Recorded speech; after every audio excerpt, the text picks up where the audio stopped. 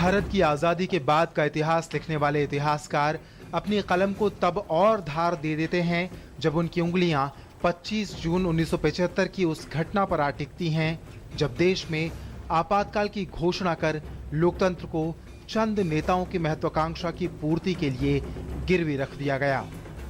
तत्कालीन प्रधानमंत्री इंदिरा गांधी ने इसका ऐलान कुछ इस सहज अंदाज में किया जैसे सब कुछ सामान्य हो और तब की सरकार के पास इसके अलावा कोई चारा ही ना बचा हो। लेकिन इस बेचारगी की आड़ में थी लोकतंत्र पर चोट, मीडिया पर नकेल और नागरिक अधिकारों का दमन। भाइयों और बहनों, राष्ट्रपति जी ने आपातकाल की घोषणा की है। इससे आतंकित होने का कोई कारण नहीं है। इंदिरा गांधी ने यह कदम तब उठाया जब इलाहाबाद उच्च न्यायालय ने उन पर 1971 के लोकसभा चुनाव में सरकारी मशीनरी का दुरुपयोग कर चुनाव जीतने के आरोपों को सही ठहराया। देश के शीर्ष राजनीतिक पद पर आसीन इंदिरा गांधी के लिए अदालत का फैसला उनके राजनीतिक जीवन के सबसे बड़े झटकों में से था, जिसे झेलने में वे पूरी तरह से नाकाम साबित हुईं। मैंने ही उसमें पिटीशन बनाई थी और उसमें ये सब आरोप लगाए थे कि सरकारी मशीनरी का दुरुपयोग हुआ है और हुआ था और हाई कोर्ट ने फैसला भी दिया। आपातकाल लागू होते ही देश में जुल्म सितम का वो दौर शुरू हुआ जिसकी यादें आज भी लोगों की रूह कपा देती हैं। सत्ता के नशे में चूर तत्कालीन सरकार ने विपक्ष के तमाम नेताओं को जेल भेजना शुरू कर दिया। उनके निशाने पर जेपी के नाम से जाने जाने वाले लोकनायक जयप्रकाश नारायण और उनके समर्थक नेता थे जो सीधे सीधे इंदिरा गांधी और उनकी सत्ता को चुनौती दे रहे थे।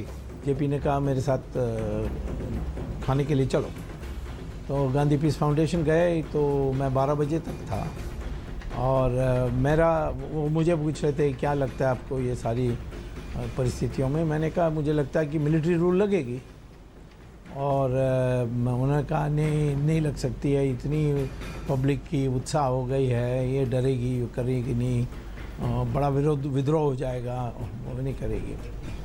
मैंने कहा मुझे नहीं लगता, उसका तो जान का सवाल है, यानी सारा राजनीतिक जीवन का सवाल है, तो करेगी जरूर। तत्कालीन जनसंघ के नेता अटल बिहारी वाजपेयी, लाल कृष्ण आडवाणी और कांग्रेस के ही नेता रहे और युवा तुर्क के नाम से विख्यात चंद्रशेखर जैसे नेताओं को आंतरिक सुरक्षा के लिए खतरा बताते हुए जेलों में ठूंस दिया गया। इंदिरा गांधी और उनके सिपहसालारों ने आपातकाल के दौरान लोकतंत्र को जैसे हाईजैक कर लिया था और फिर शुरू हुआ दौर संवैधानिक मर्यादाओं का उल्लंघन करते हुए तमाम फैसले लेने का। जयप्रकाश जी ने को जब गिरफ्तार किया जा रहा था 26 जून 1975 की सुबह, और उन्होंने कहा कि विनाश काले विपरीत बुद्धि, वो बहुत सही वक्तव्य। आपातकाल की आग में मीडिया भी बुरी तरह से झुलसा। प्रेस को बेअसर करने के लिए सेंसरशिप के कोड़े बरसाए गए, अखबारों के दफ्तरों की बिजली काट दी गई और सरकार ने इस दौरान सिर्फ वही छपने दिया जो उसके मन मुताबिक था। ये तो सब एक पूरी कॉन्स्पिरेसी थी, साजिश थी, जिसमें कि भाई प्रेस को गैर कर दिया गया, लोगों को पकड़ लिया गया और जो अपोजिशन सब लीडरों को कैद कर लिया गया।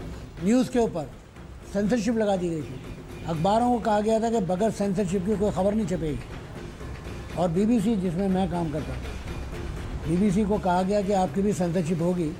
तो जो मार्क टली, जो चीफ ऑफ ब्यूरो थे हमारे, उन्होंने कहा कि हमारी पॉलिसी है बीबीसी की कि हम सेंसरशिप कभी एक्सेप्ट नहीं कर सकते। आपातकाल के समय कई नेताओं को शारीरिक और मानसिक यातनाएं भी दी गईं। अटल बिहारी वाजपेयी सरकार में देश के रक्षा मंत्री रहे जॉर्ज फर्नांडीज भी उन कुछ नेताओं में शामिल थे जिन्हें आपातकाल के समय बंदी गृह में बेड़ियों से बांध कर रखा गया। जॉर्ज साहब के परिवार को पुलिस वालों ने कर्नाटका में बहुत तकलीफ दिया। भाई को जेल के अंदर इतना मारा कि उनके अंत तक उनका कान खराब हो गया था, लंगड़ा के चलते थे। तो ऐसे ऐसे पूरा परिवार को तबाह किया। 1975 से 1977 का आपातकाल का वो दौर लोकतंत्र के इतिहास के सबसे काले अध्याय में दर्ज है। साल दर साल बीतने के बावजूद भी लोग उन दिनों की भयावह यादों को भुला नहीं पाए हैं। तकरीबन 2 साल के इस काले दौर से चोटिल जनता ने इंदिरा गांधी की सरकार को करारा जवाब भी दिया।